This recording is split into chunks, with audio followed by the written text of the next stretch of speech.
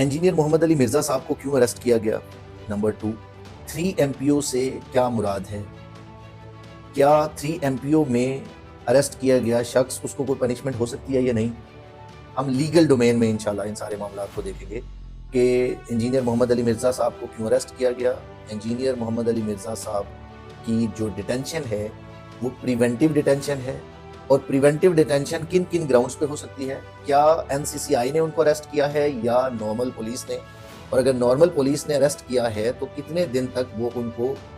Custody में जो है वो डिटेन करके रख सकते हैं? हम लीगली इंशाल्लाह इनको डिस्कस करेंगे। फिर उसके अलावा हम डिस्कस करेंगे कि मोहम्मद आसिफ साहब जो जलाली साहब हैं, उनके फतवे की लॉ में क्या हैसियत है। उसके अलावा जो इंजीनियर मोहम्मद अली मिर्जा साहब के रिमार्क्स हैं, जिसके बारे में मोहम्मद आसिफ साहब ये कहते हैं कि ये गुस्ताखी रसूल हुई है, तो क्या इंजीनियर मिर्जा साहब के ऊपर 295C जो है, जिसमें गुस्ताखी रसूल का जो है वो की पनिशमेंट प्रोवाइडेड है, तो क्या 295C पाकिस्तान पीनल कोड उनके ऊपर लागू हो सकती है या नहीं? अगर मोहम्मद अली मिर्जा साहब ने जो क्रिश्चियंस की बुक्स के बारे में जो रिमार्क्स दे रहे थे कि उसमें हमारे नबी सल्लल्लाहु अलैहि वसल्लम के बारे में क्या जो है वो बात की गई है, तो अगर वो उन बुक्स में अवेलेबल है या वो उन्होंने ये ऐसे बैड रिमार्क्स या कोई भी ऐसी गलत बात हमारे प्यारे नबी सल्लल्लाहु अलैहि वसल्लम के बारे में अपनी बुक में पब्लिश की हुई है या किसी पब्लिशर ने प्रिंट की हुई है जो इन्होंने इंजीनियर मिर्जा साहब ने पढ़ी है फॉर एग्जांपल, तो उसका क्या इम्पैक्ट होगा लीगली? क्या इनको जो है वो पनिशमेंट इसमें हो सकती है या बाइज्जत बरी हो सकते हैं इसमें?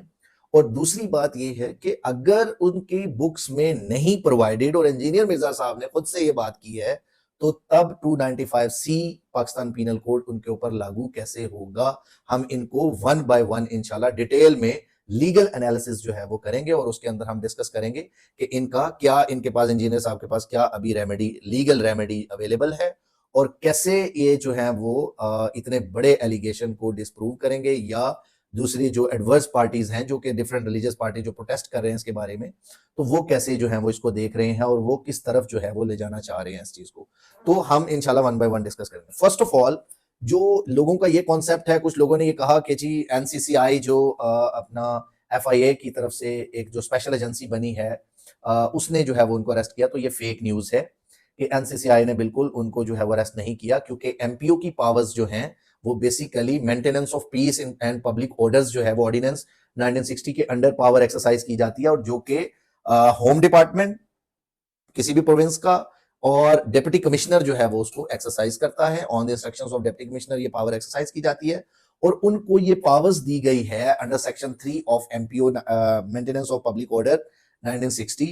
कि जिसमें डिप्टी कमिश्नर अगर कहीं पे पब्लिक ऑर्डर डिस्टरबेंस या कोई पब्लिक पीस जो है वो किसी बंदे की वजह से जो है वो खराब हो सकता है, तो ये प्रिवेंटिव डिटेंशन के अंडर उसको पर्सन को जो है वो अरेस्ट करके डिटेन कर लिया जाता है। तो इंजीनियर मिर्जा साहब के अगेंस्ट अभी तक कोई FIR या कोई ऐसी कंप्लेंट या कोई इस तरह की कोई चीज नहीं है जिस पे उसको जो है वो, ये एक स्टेट का प्रेरोगेटिव है कि स्टेट को जब ये लगे कि कहीं पे फॉर एग्जांपल कोई डिस्टरबेंस क्रिएट कर सकती है, कोई पॉलिटिकल पार्टी का लीडर है या कोई रिलीजियस लीडर है, कोई स्कॉलर है, व्हाटएवर कोई भी अगर पर्सन है, तो अगर वो कोई उसकी वजह से कोई यानी कोई इंतशार फैल सकता है कोई अपना किसी जगह पे, तो तब deputy commissioner of the concern district जो होता है वो किसी भी शख्स को प्रिवेंटिव डिटेंशन में जो है वो रख सकता है। और जो लॉ में और कॉन्स्टिट्यूशन में जो इसका पीरियड प्रोवाइडेड है वो मैक्सिमम 90 डेज है, और 90 डेज का पीरियड जो है वो प्रिवेंटिव डिटेंशन में डिप्टी कमिश्नर जो है की इंस्ट्रक्शन पे रखा जा सकता है MPO के अंडर। और उसमें होता क्या है, जैसे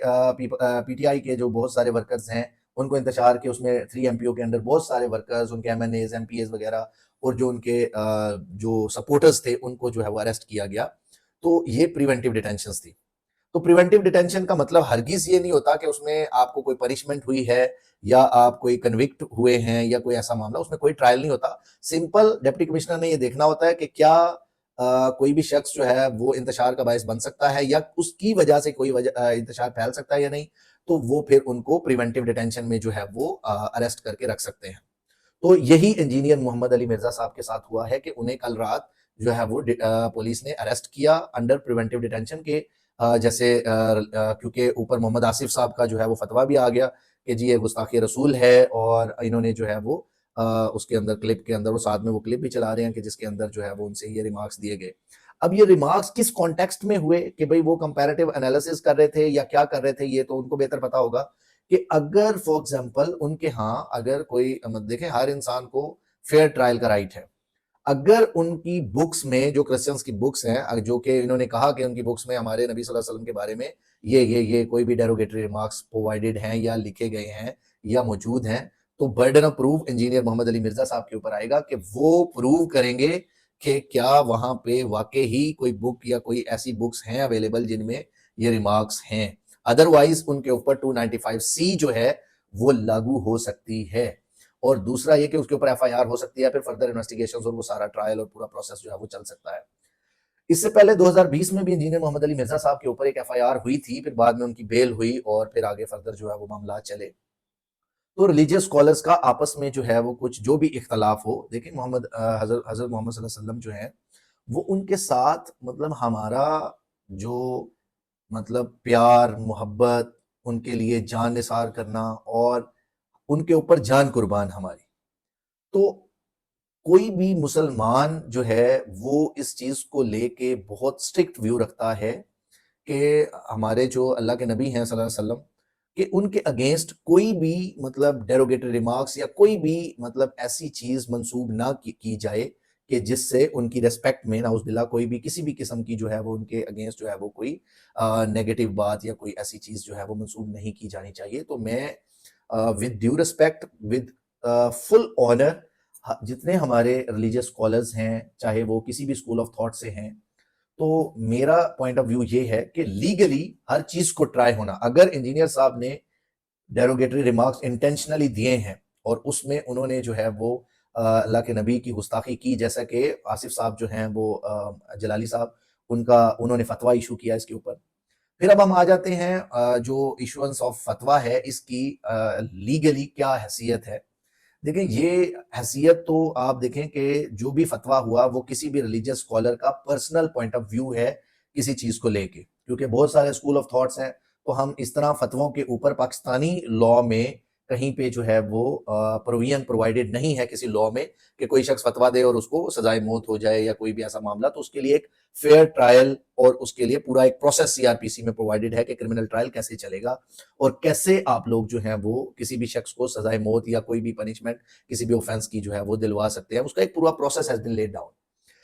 तो अब first of all engineer Mohammad Ali Mirza को सजा नहीं हुई, ये सिर्फ प्रिवेंटिव डिटेंशन है कि इंतशार का खदशा था तो डिप्टी कमिश्नर साहब के पास और होम्स डिपार्टमेंट ऑफ पंजाब के पास जो है वो पावर्स थी मेंटेनेंस ऑफ पब्लिक ऑर्डिनेंस 1960 के अंडर, जिसके अंडर उन्होंने उसको अरेस्ट करके डिटेन कर दिया ताकि इंतशार ना फैले। और फर्दर अब अगर किसी शख्स को ये है, फॉर एग्जांपल कोई भी रिलीजियस स्कॉलर है या कोई भी अगर उनको ये है कि भाई जो इंजीनियर मोहम्मद अली मिर्जा साहब हैं कि भाई उन्होंने गुस्ताखी की है किसी भी कॉन्टेक्स्ट में,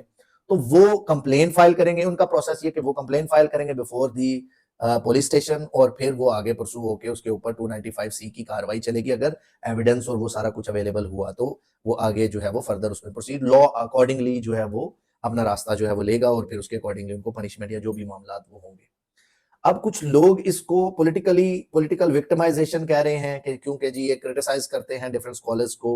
और डिफरेंट जो है वो उनको अपना डिफरेंट सेक्ट्स के जो लोग हैं उनके साथ उनकी जो है वो नहीं बनती, तो जिसकी वजह से पीपल वर सेइंग, कुछ लोगों का ख्याल है कि वो जो है विक्टिमाइजेशन हो रही है और इस वजह से जो है वो ये मामला हुए हैं। लेकिन देखिए